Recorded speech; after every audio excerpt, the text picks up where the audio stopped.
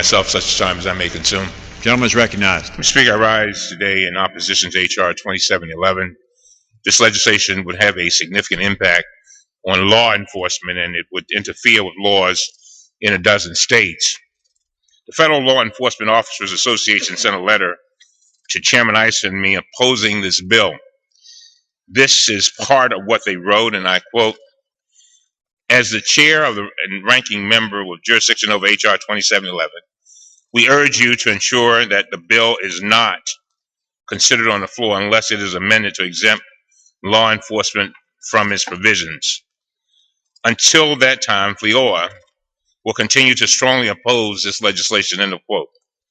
They also wrote, and I quote, "The legislation puts law enforcement activities at risk and does a disservice to the brave men and women who are asked to put their lives on the line to protect us from terrorists and criminals," end of quote.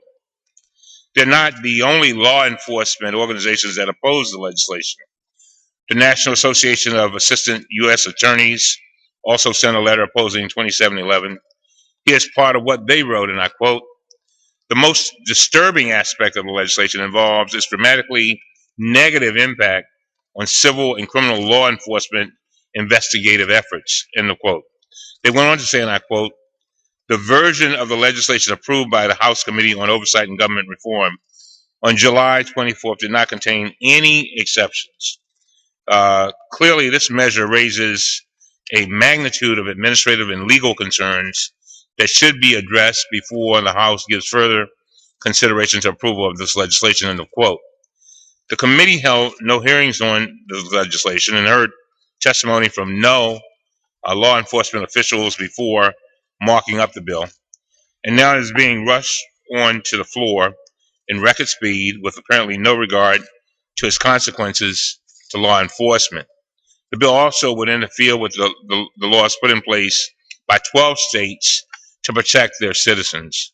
For example, my home state of Maryland enacted a law in 1977 that made it a felony to record a private conversation unless every party to the conversation consents to the recording or another exception applies. This law was deliberately crafted to provide greater protection to Maryland residents. H.R. 2711 preempts the laws of Maryland and other states that require all parties to consent to a recording. The bill deems federal employees to have consented to a recording just by performing their official duties and does not even require that they be notified. Maryland statute requires actual consent, not forced or assumed consent. To assume a person consents to having their conversation recorded just by participating in the conversation undermines the state's laws as well as those in California, Massachusetts, Michigan, Pennsylvania, and other states that require multiple party consent for recordings. Speaker, H.R. 2711 is a dangerous and poorly considered piece of legislation. I oppose this bill, and I urge all of the colleagues to do the same. And with that, I reserve the balance of my time. Gentleman from Maryland reserves. The gentleman from California is recognized.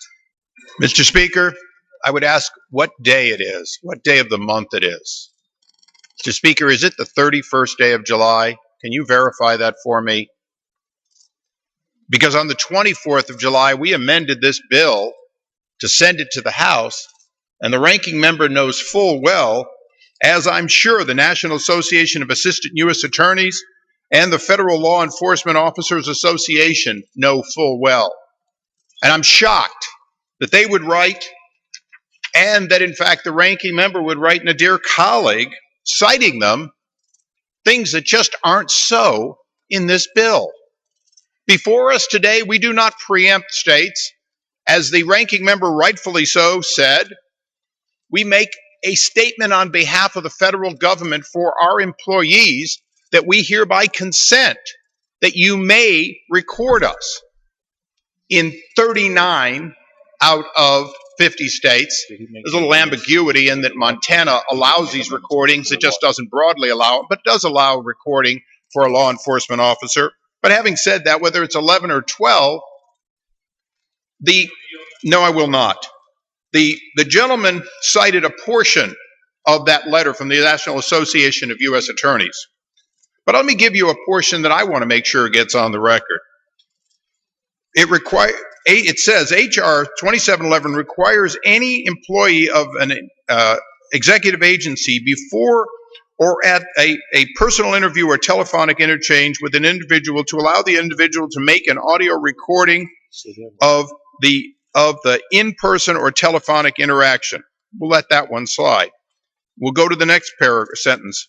In addition, the legislation requires the executive branch employee to first provide notice to the individual of their right to make such a recording. Mr. Speaker, that's just not true. We went through a long markup, and in that markup, in the manager's amendment, we made it very clear that the only notice the federal government would give would be a notice in its publications, websites, and so on, letting Americans know that they no longer had to ask if they were in Idaho, if in fact somebody calling them from Maryland did or didn't need to know that they were recording. This interstate situation is one in which the American people deserve to know that they have a right to document when someone calls them, and if they trip up in that answer, they could go to jail or get a fine or lose their business. 39 out of 50 states recognize it, and all we're saying very clearly is the federal government gives us approval. These documents, sadly, were accurate if you looked at the bill on the 23rd of July. The ranking member knows full well these documents are somewhat inaccurate, and his own letter implies that law enforcement will somehow be crippled by having to give notice. It's just not true. In 39 out of 50 states, law enforcement would already know that somebody could be recording and not telling them.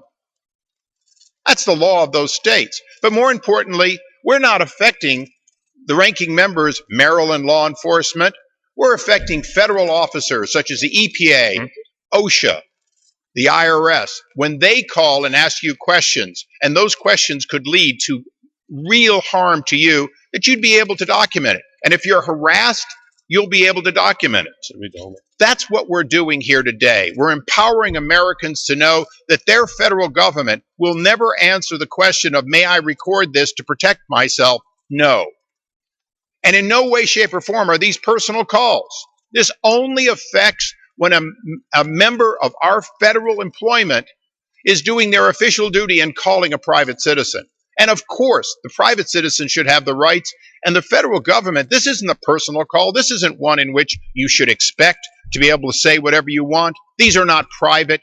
These are public conversations. These are public investigations, and the public should have a right to protect itself, and I reserve the balance of my time. The gentleman from California reserves. The gentleman from Maryland is ready.